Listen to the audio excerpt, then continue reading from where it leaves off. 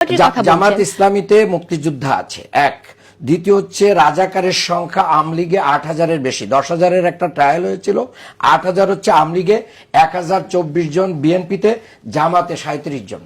তাহলে কাদেরকে মানে দেশপ্রেমিক দল বলবেন? রাজাকারের দল কারা? রাজাকারের দল হচ্ছে আওয়ামী লীগ। আওয়ামী লীগ হচ্ছে রাজাকার পুনর্বাসন কেন্দ্র তৈরি করেছিল। যখন শেখ মুজিবুর রহমান যুদ্ধ অপরাধের বিচার করেছিল, সেই বিচারের সময় একজন জামাত নেতার নাম পাওয়া যায় নাই যাদেরকে শাস্তি দেওয়া হয়েছে, যাদেরকে তালিকাভুক্ত করা হয়েছে, এবং যাদেরকে ক্ষমা করা হয়েছিল তার ভিতরেও জামাতের কারণ নাম ছিল না।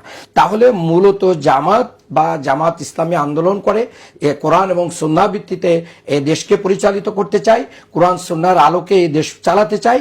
এটাকে বাধাগ্রস্ত করার জন্য জামাত ইসলামীকে এভাবে বারবার কি করা হয়েছে, বাধা দেওয়া আছে। কিন্তু মানুষ তো এখানে এসেছে, আমাদের নেতারা যখন এখন জেলায় জেলায় যাচ্ছেন, লক্ষ লক্ষ মানুষ আসতেছে, হিন্দুরাও আসতেছে, তাহলে কেন?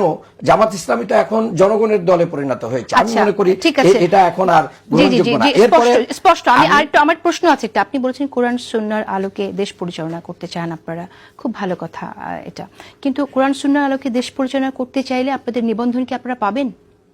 হ্যাঁ, কেন পাবো না? নির্বাচন কমিশন আর এটা তো গণতান্ত্রিক পদ্ধতিতে আপনারা রাষ্ট্র পরিচালনা করতে হবে। যেখানে সংবিধানে মহান আল্লাহর প্রতি আস্থা এবং বিশ্বাসকে রেখে রাখবেন, সেখানে তাহলে আপনি কোরআন এবং সুন্নাহকে অস্বীকার করবেন কিভাবে? এটা তো সাংঘর্ষিক। না না, আমরা কাজেই যে সংবিধানে বিসমিল্লাহ থাকে, যে সংবিধানে মহান আল্লাহর প্রতি আস্থা এবং বিশ্বাস থাকে, সেই আল্লাহর বাণীকে আপনি অস্বীকার করবেন, না না, সেটা তো কোনোভাবেই সম্ভব না। স্পষ্ট হয়ে গেল ব্যাপারটা। তাহলে আপনারা ইসলামের শাসন কায়েম করার কথা বলছেন না? ইসলামের শাসন তো কোরআন হাদিসের আলোকে যে শাসন, সেটাই ইসলামী শাসন।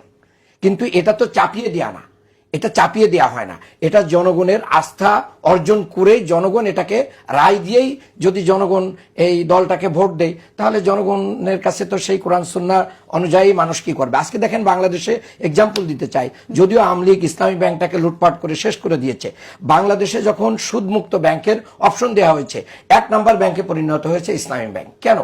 জনগণ আস্থা পেয়েছে যে না, ইসলামী ব্যাংকেই হচ্ছে আমার আমানত সুরক্ষিত থাকবে, এবং এটা এই এশিয়ার ভিতরে সবচেয়ে মানে ভালো ব্যাংকে পরিণত হয়েছে। তাহলে বাংলাদেশে যদি আজকে আপনার যদি কোর্ট করতে দেওয়া হয় বিচার বিভাগে, যে ঠিক আছে ইসলামী আদালত হবে, এখানে যে কেউ ইচ্ছা একজন নাগরিক সে ওই আদালতে বিচার ফাইল করতে পারবে, তাহলে দেখবেন যে 90% বিচারক ওখানে চলে যাবে বিচার, কারণ ওখানে ন্যায় বিচার পাবে।